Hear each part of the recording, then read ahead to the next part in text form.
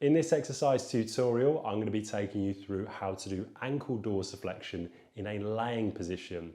So this might be somebody looking to do this for early stage rehab where they can't quite put weight on their ankle, but they can do dorsiflexion. They're looking for an alternative.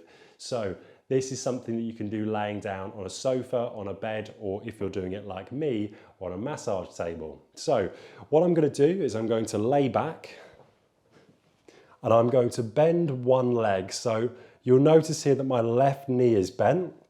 This is going to be the side that I'm going to be working. So what I'm going to do is point my foot directly forwards. And then to do ankle dorsiflexion, all that means is pointing the ankle up.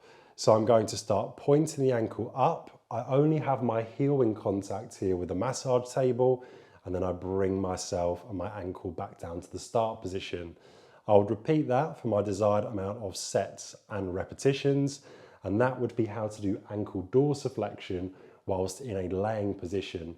Of course, whatever you do on your first side, you would then repeat on your second side as well.